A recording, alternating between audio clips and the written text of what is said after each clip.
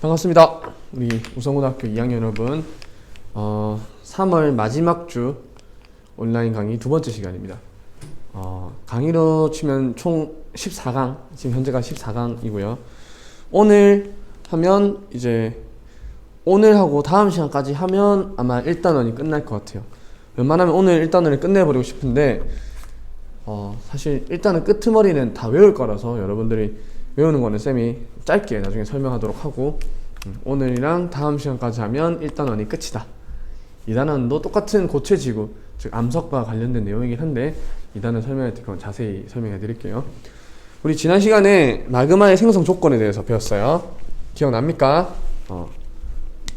압력이 감소해서 그냥 녹는 경우, 그 다음에 온도가 증가해서 녹는 경우, 물이 첨가돼서 녹는 경우, 이렇게 세 가지가 있었다. 오늘은 이 장소에 대해서 배워볼 거예요. 이걸 바탕으로 이렇게 이해를 하는 과정인데 크게 어렵진 않을 겁니다. 하나, 섭입대에서 생성되는 마그마의 그 과정, 생성 장소, 이것만 좀 알고 있으면 쉽게 이해할 수 있을 것 같습니다. 지난 시간 복습만 간단하게 하고, 너무너무 중요한 내용이니까 이거 다들 기억하고 있죠? 지하 온도가 이렇게 있을 때 이 정도 깊이에 있던 물체가 온도는 그대로 유지하고 쭉 상승하면 압력이 쭉 떨어지면서 녹는 점이 그냥 낮은 곳에 존재하게 돼서 녹을 수 있다. 또 요 지상 근처에 있던 요런 암석이 가열을 받으면 녹을 수 있다. 화강암에 한해서 지각, 그러니까 대륙 지각에 한해서.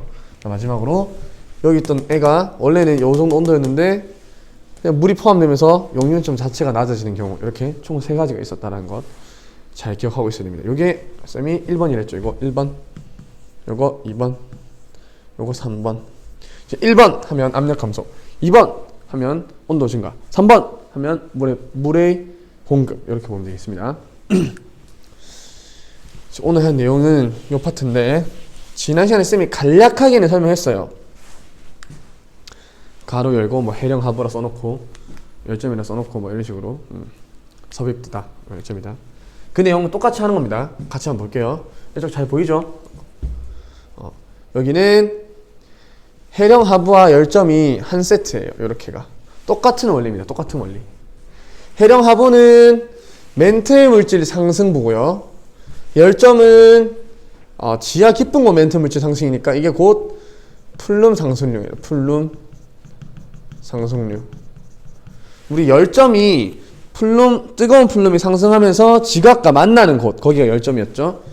그러면은 지하 깊은 곳에 있는, 즉 외핵 근처에 있던 멘틀이 쭉 올라오는 거니까 둘 다 어쨌든 지하 깊숙한 곳에 있던 멘틀 물질이 상승한 건 똑같은 원리죠.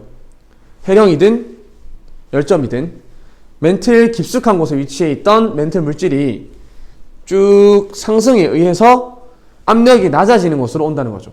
온도 변화는 크게 없이. 그러니까 압력이 감소되죠. 압력 감소니까 둘 다 1번에 해당한다. 이랬죠. 1번 원인에 해당한다. 둘 다 압력이 감소한다. 이건 쉬울 거예요. 어쨌든 둘 다 고철질 물질이 녹는 거죠. 그림에서 보는 것처럼 여기 해령, 여기 열점, 둘 다 멘틀 물질이 상승하고 있죠. 지하 깊숙한 곳에서. 잘 보입니까? 멘틀 물질이 상승하고 있죠. 그 말은 온도를 유지한 상태로 지표 부근으로 올라오는 거니까 그게 곧 뭐죠? 압력이 감소하는 상황, 일반 상황. 그러면서 생성되는 마그마는 멘틀 기원의 마그마죠. 근데 다 녹지 않고 부분 용융만 된다 그랬어요. 생성되는 마그마는 현무암질. 요거는 알고 있어야 돼요. 현무암질. 그래서 열점과 그 다음에 해령 둘 다 현무암질 마그마가 생성된다. 그 다음에 섭입대 부분, 여기가 굉장히 중요해요. 이거는 이해가 꼭 돼야 되고 적용도 돼야 됩니다. 이 과정을 글로 적혀 있는 거 보기 전에 쌤이 먼저 그림으로 설명을 하고 그 다음에 그림 있는 거 볼게요. 오늘 이것만 필기해 놓으면 될 것 같아요. 하나만 딱 그림 예쁘게 그려봅시다. 우리 이렇게 섭입하는 판이 있다. 이렇게 그 다음에 여기에 대륙지각이 이렇게 있다. 대륙지각이 있으면 보통 습곡섬에 이렇게 생기죠. 해양지각이 대륙지각 안으로 지금 파고들고 있는 상태라고 보면 되겠습니다. 그러면은 요쪽은 멘틀, 여기도 멘틀이 이렇게 되는 거죠. 여기에 지각, 여기 지각. 이해됩니까? 이 상태에서 잘 보세요. 이 해양지각에는 구멍이 송송 나 있는 대부분 현무암질이죠. 그래서 물이 많이 공급된 상태로 존재할 수 있는 거예요. 왜? 여기 위에 물이 찰랑찰랑 이렇게 차 있으니까. 물이 찰랑찰랑 차 있는 상태에서 해양지각이 대륙지각 밑으로 쭉 파고드는 거니까 여기 섭입한 이 지역에는 물이 상당히 많이 존재하게 됩니다. 물 존재. 물이 존재한다. 오케이? 그런데 여기서 점점 깊은 곳으로 내려갈수록 압력이 증가하게 되죠. 압력이 증가하면 여기 있던 암석이 변성작용을 겪어요. 변성작용을 겪으면서 물이 바깥으로 빠져나오게 돼요. 물 공급. 물이 공급되게 되면 요 아래에 있던 멘틀 물질이 물에 의해서 물이 들어오면서 뭐야 원래 이 온도에서 안 녹았는데 물이 들어옴으로 인해서 이 온도에서 녹을 수 있게 되어버렸네 하고 마그마가 여기서 먼저 생성돼요. 이해됩니까? 좀 그림을 이렇게 그려봅시다. 이것도 조금 밑으로 더 좀 예쁘게 한꺼번에 설명하려면 물이 이렇게 공급돼요. 물 공급. 그럼 요 위에 마그마가 생성된다. 이 마그마가 생성되는 원인은 그럼 뭐예요? 원래 멘틀은 이 온도에서 안 녹았었는데 물이 공급됨으로 인해서 이쪽에 용융점이 낮아진 거죠. 이때가 3번 물 공급 상황으로 인해서 마그마가 생성되는 상황이다. 요 마그마가 생성이 됐어요. 액체죠. 주변보다 밀도가 어떨까요? 그래서 밀도가 낮겠죠. 주변에 아직 고체야. 단단한 고체인데 얘는 말랑말랑한 액체가 됐다 이거죠. 그럼 얘가 밀도가 가벼우니까 쭉 상승을 합니다. 상승해서 요 대륙지각 근처에 도착하게 되면요. 오케이? 대륙지각 근처에 도착하게 되면 요 위에 있던 대륙지각은 갑자기 고온의 물질이 자기 엉덩이를 막 찢고 있는 거예요. 그럼 대륙지각 어떻게 됩니까? 온도가 증가하게 된 거죠. 대륙지각은 낮은 온도에서 녹을 수 있는데 여기에 마그마가 쭉 상승하면서 얘 엉덩이를 찢으니까 여기 있던 대륙지각도 같이 역류하게 돼요. 그럼 이 마그마가 생성되는 원인은 뭐예요? 아래에 있던 뜨거운 게 녹이는 거죠. 온도가 상승한 거죠. 2번에 해당합니다. 2번. 이해됐습니까? 그럼 잘 봐요. 여기 생성된 마그마. 멘틀 기원의 마그마죠. 멘틀 물질에 물이 공급되면서 생성된 마그마죠. 얘는 현무암질 마그마예요. 이해됩니까? 현무암질 마그마다. 앞에서 다 했죠. 어쨌든 멘틀 물질이 용융되면 다 녹는 게 아니라 부분 용융이 일어나기 때문에 부분 용융이 일어나면 현무암질 마그마가 생성된다. 그거는 그냥 공통입니다. 멘틀 물질의 기원은. 이렇게 현무암질 마그마가 생성됐다. 그 다음에 어떻게 돼요? 쭉 상승하다가 얘를 또 녹이죠. 이 녹이는 건 여기 대륙지각이죠. 대륙지각. 여기 대륙지각이란 말이에요. 대륙지각. 대륙지각은 현안유 유무남질 마그마가 생성돼요. 이해됩니까? 그런데 요 밑에도 현무암질 마그마가 있죠. 요 위에도 유무남질 마그마가 있죠. 녹으면서 요 두 개가 같이 섞여요. 이렇게 섞입니다. 섞이게 돼서 쭉 분출하는 요 마그마는 어떤 마그마? 현무암과 유무암의 중간 현안유 안산암질 마그마가 분출하고 즉 안산암질 용암이 되겠죠. 분출을 한 거니까. 그래서 안산암질 암석이 형성될 수 있다. 오케이? 따라서 이 섭입대 부근에서 많이 분포하는 마그마는 안산암질 마그마다. 여기까지도 기억해 놓으면 좋습니다. 자, 이거 필기합시다. 자신만의 그림으로 이해하게끔 해야 돼요. 선생님 거 똑같이 따라 그렸는데 이해 못하면 안 되는 거죠.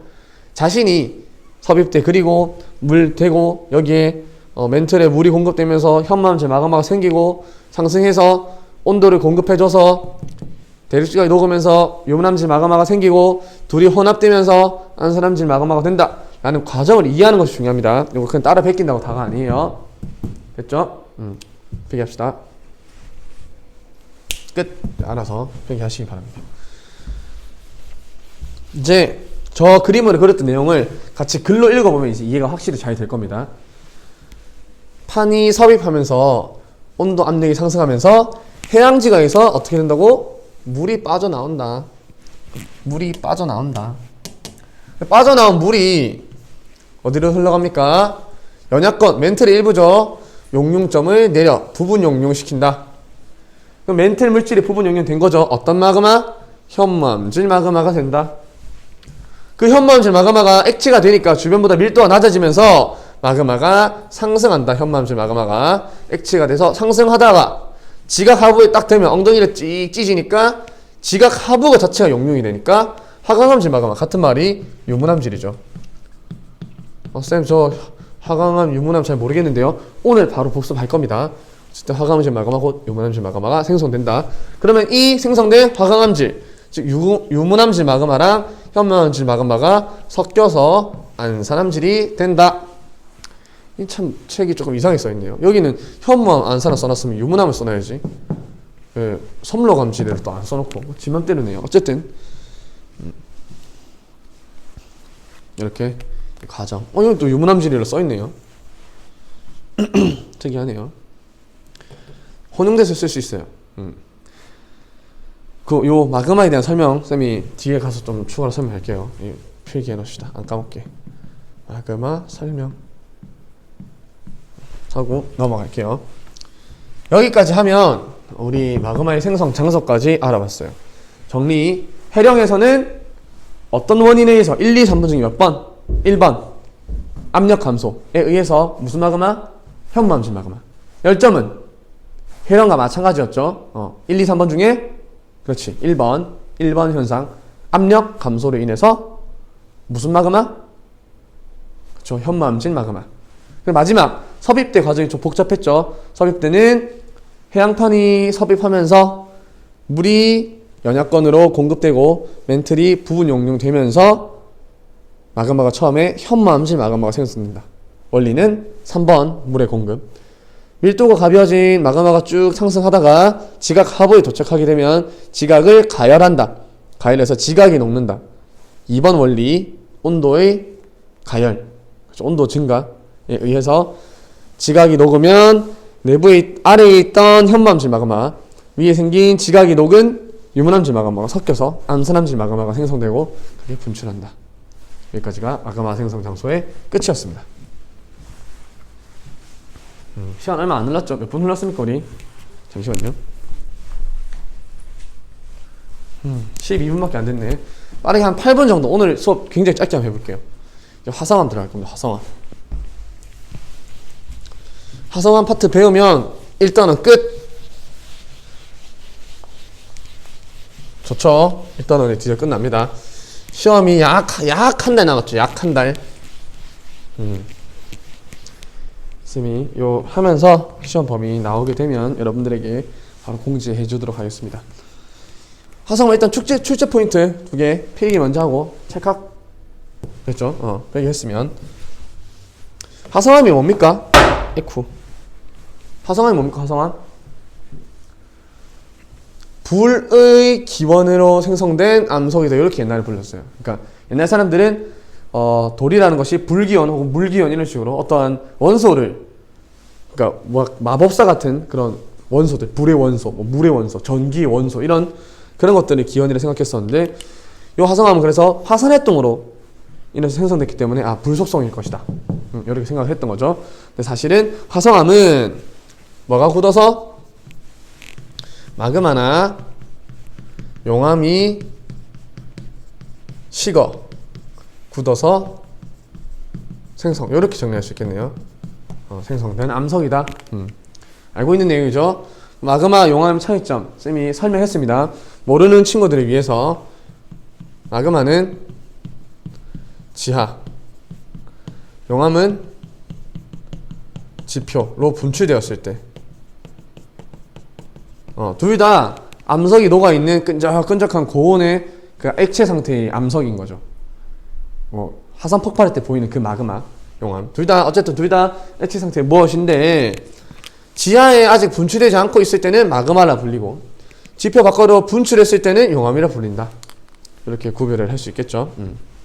그래서 오늘은 여기까지 할 거예요. 화성암의 분류 여기까지. 이해됐죠? 화산암을 어떻게 분리할 수 있는지 같이 알아봅시다. 여기서부터는 책에 필기한 내용만 좀 쭉 있을 겁니다. 웬만하면 다 합니다. 여러분들 다 알고 있을 거예요. 그리고 여러분들 쌤이 이거 필기합시다 이거 필기합시다 한 거 말고도 수업하다 몰랐던 내용이 나오면 필기하는 습관은 언제든지 옳습니다. 알겠죠? 방금 나왔던 마그마나 용암의 차이점 몰랐다면 필기해놓는 게 과학 공부를 하는데 도움이 되겠죠. 먼저 설명이 되어 있네요. 화성암은 이렇다. 그 다음에 화성암의 조직인데, 조직이 뭡니까? 조직이란 암석을 구성하고 있는 어떤 특징이에요. 암석을 딱 보았을 때 그 암석을 이루고 있는 광물들이 어떤 특징적인 배열을 이룬다거나 뭐 크기가 뭐 균일한다거나 크기가 불균일한다거나 이렇게 암석의 특징이 즉 조직이라고 보면 돼요.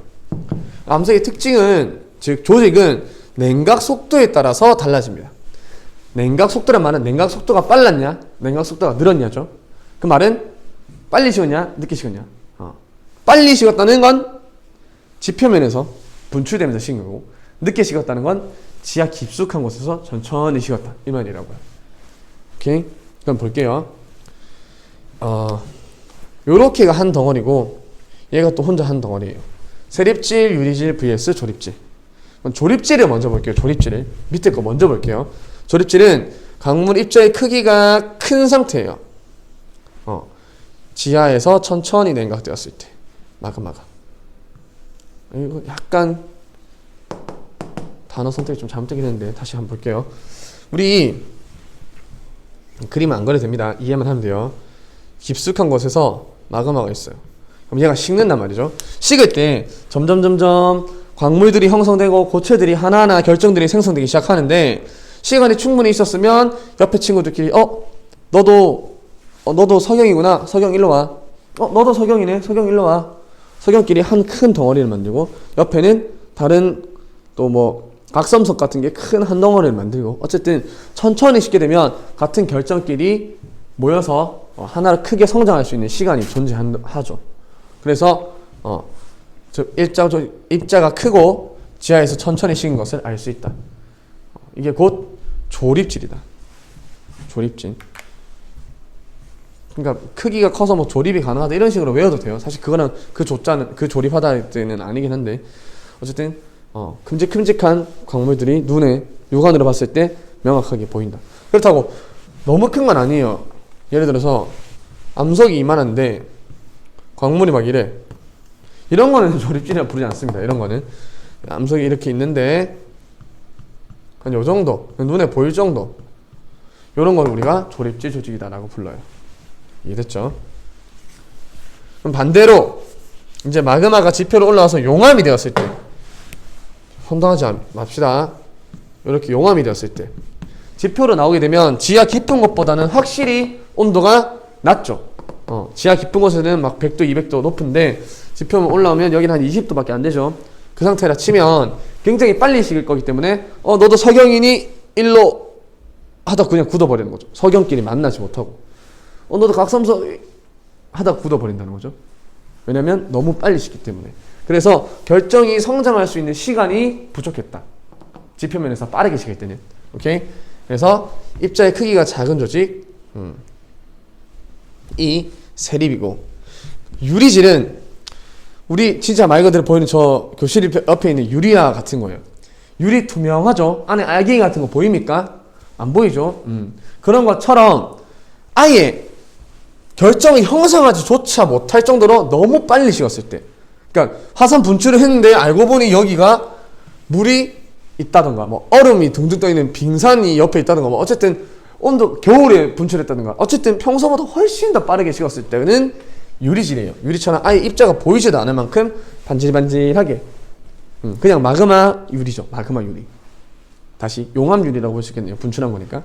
어쨌든 이렇게 됐을 때는 결정이 아예 없으면 유리질. 그래도 조금은 이때보다는 따뜻해서 결정이 있긴 있는데 너무 작아. 눈에 보이도 안 해. 그럴 때는 세립질이라고 부른다. 둘 다 마그마가 급격히 냉각되었을 텐데 유리질이 좀 더 빠르게, 아니 물을 바로 만난다거나 뭐 얼음을 바로 만난다거나 이럴 때 유리질이다. 그러면은 이러한 기준은 마그마의 냉각 속도에 따라서 우리가 분류할 수 있다 했죠. 냉각 속도에 따라서 그럼 뒤에 보면 냉각 속도에 따라서 분류가 나오네요. 책 뒷페이지 넘어가서 보충기제 다 보고 있죠? 필기 안 한다고 또 여기 이 파트 공부 안 하는 거 아닌가 모르겠네. 여기가 생성 장소가 그 똑같은 게 냉각 속도예요. 우리 쌤이 중학교 지구과학 하면서 다 설명했습니다.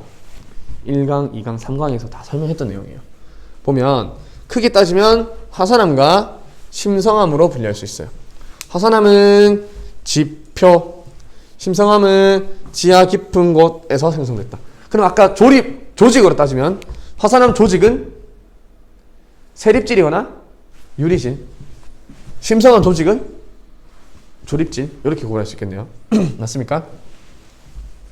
반심성암이라고 애매한 게 있긴 있는데 이거는 지표도 아니고 그렇다고 깊숙한 것도 아니고 지표 근처 그 어디에선가 라고 분류는 돼 있어요. 같이 천천히 다시 해볼게요. 급격히 냉각되니까 결정은 성장하지 못하거나 크기가 작다. 그럼 여기는 천천히 냉각되니까 조립질 조직을 이룬다. 앞에서 했던 내용이고, 그럼 얘는 지표 근처에 냉각됐으니까 그 전부터 미리 천천히 형성을 하고 있던 애들은 그러니까 좀 높은 온도에서부터 비교적 빨리 생성됐던 애들은 자기들끼리 막 찾아서 성장할 시간이 충분했어요. 근데 나머지 애들은 낮은 온도에서 빠르게 식어버려서 조금 누구는 크고 누구는 작은 이런 반상 조직이 나타나요. 반대되는 상태의 조직이다라는 거예요. 세립질과 조립질이 섞여서 있는. 이해됩니까? 그게 반전과 섞기를 부르는데 여기 나와 있죠. 이거는 사실 반전과 섞기는 지투 내용에서 조금 더 자세히 다루긴 합니다만 알고 있으면 굉장히 상식적으로 도움이 됩니다. 이렇게 있을 때 큼직큼직한 입자가 있는데 주변에 이렇게 작은 입자들도 같이 있는 걸 우리가 반상 조직이라 불러요. 반대되는 상태의 조직이 보인다. 이렇게 큼직큼직한 얘들을 반정, 그 다음에 바닥에 깔린 거를 석기, 이렇게 부릅니다. 바탕이 석기, 큼직큼직한 알갱이가 반정. 알고만 있으면 돼요. 크게 지구 원에서는 크게 중요하진 않다. 여기에 생성 장소에 따른 분류였다. 조립질, 세립질, 생성 장소에 따라서. 그 다음에 분류하는 방법 또 있었죠. 생성 장소뿐만 아니라 화학 조성에 따라서 SiO2 함량 혹은 철의 함량 이렇게 분류할 수 있는데 보통 무조건 SiO2 함량으로 보면 됩니다. SiO2 함량이 52보다 이하일 때는 현무암질 마그마라고 불렀죠. 우리가 그렇게 생성된 암석은 그게 현무암일 수도 있고 반려암일 수도 있어요. 현안유, 반섬화 계속 나오죠. 요거는 그냥 외우고 있어야 돼요. 너무너무 중요합니다. 현안유, 반섬화, 현안유, 반섬화, 현안유, 반섬화. 요거는 그냥 외우고 있어야 돼요. 그때 그러한 현무암과 반려암을 공통적으로 염기성암이라고 불러요. 사실 요거는 이제 학계에서는 쓰이지 않는 말이에요. 우리 교과서가 항상 학계 업데이트보다 좀 느리죠. 그래서 우리는 외우고는 있어야 된다. 염기성의 반대 뭐죠? 화학 시간에 배웠죠. 산성. 산성암이 SiO2 함량이 63% 이상, 즉 유문암질 혹은 화강암질, 얘들 유문암, 화강암, 유문암, 화강암, 발음이 어렵네요. 유문암, 화강암이 생성됐을 때 얘들을 싸잡아서 같이 산성암이라고 불러요. 가운데는 뭐겠어? 당연히 중성암 52%에서 63% 사이. 현안유, 반섬화에서 안산암과 섬나암 얘들이 중성암에 해당하고 현무암과 반려암 얘들이 염기성암에 해당한다. 이제 쭉 이게 분류였다. 요거는 그냥 쭉 다 외우고 있어요. 쭉 다 외우고 있어야 돼요. 처음부터 끝까지 다 외우고 있어야 돼요.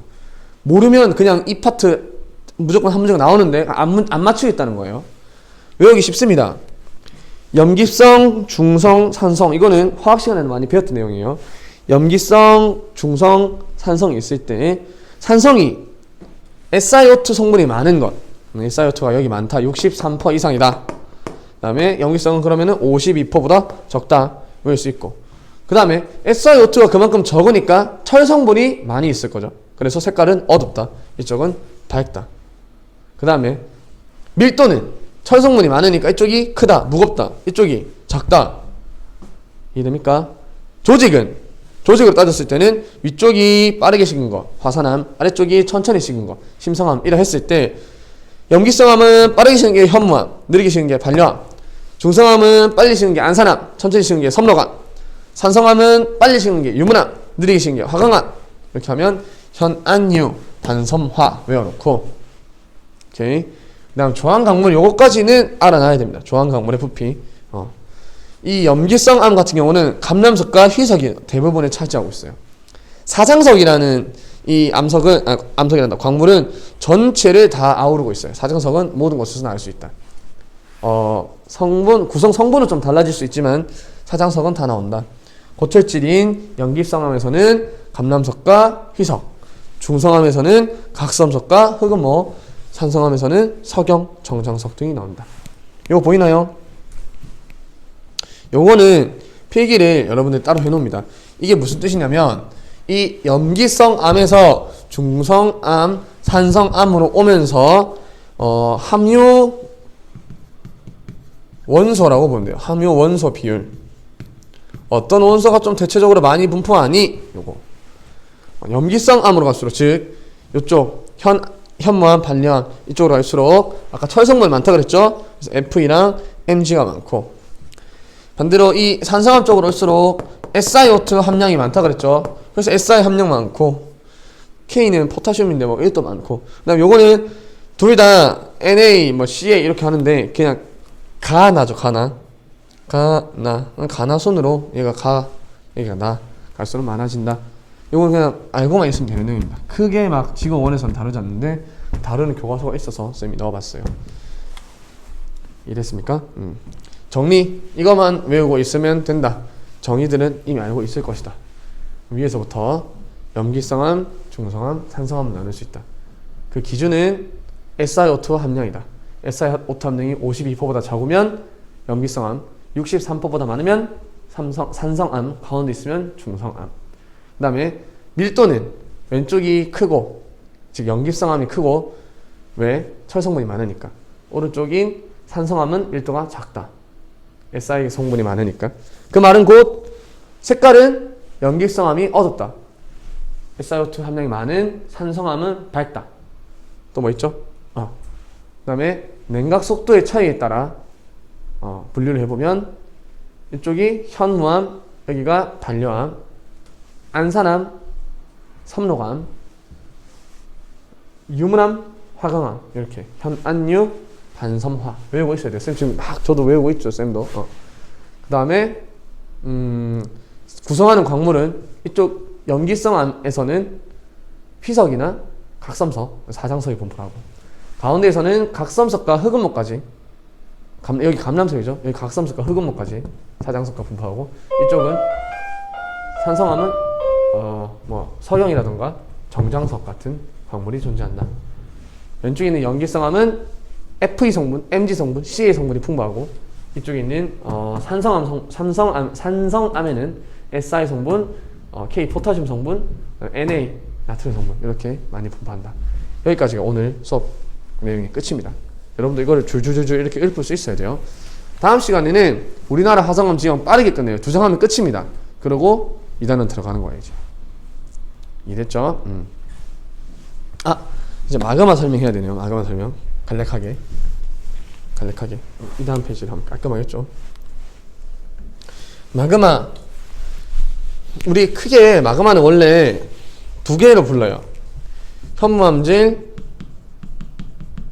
그 다음에 유문암질 이렇게 부릅니다. 아까 봤듯이 현무암질은 그냥 철성분이 많은 거예요. Fe 많다. 여기는 Fe 적다. 그러니까 반대로 SiO2 적다, SiO2 많다. 이건 그냥 안 적어도 됩니다. 가운데 현안유, 안산암질도 똑같이 쓸 수 있겠죠. 근데 이거를 현무암질을 반려암질 마그마 이렇게 부르진 않아요. 그 다음에 안산암질을 섬록암질 유문화, 섬록암질 마그마 이렇게도 부르지 않아요. 근데 이 SiO2가 많은 이쪽 유문암질 마그마는 유독 특이하게 얘만 화강암질이라고 불리기도 해요. 왜 그런가 하면 우리 대표적으로 지각에 많이 부파하는 암석이 화강암이잖아요. 그래서 화강암은 학생들과 일반인도 잘 알아들을 수 있어요. 이해가 되죠? 그래서 보통 부를 때 화강암질 마그마라고 얘는 혼용해서 쓸 수가 있어요. 보통 유문암질 마그마가 맞는데 화강암질 마그마라 적어도 틀린 말은 아니다. 이 안산암을 섬록암질 마그마라 부르지 않고 현무암질 마그마를 반려암질 마그마라고 굳이 부르진 않아요. 근데 결국은 다 같이 불러도 상관은 없다. 그냥 암석 이름에 따온 거니까 하나는 심성암이고 하나는 화산암이기 때문에 그냥 이름이 두 개일 뿐이다. 됐죠? 오늘 수업 그럼 여기까지 하도록 하겠습니다.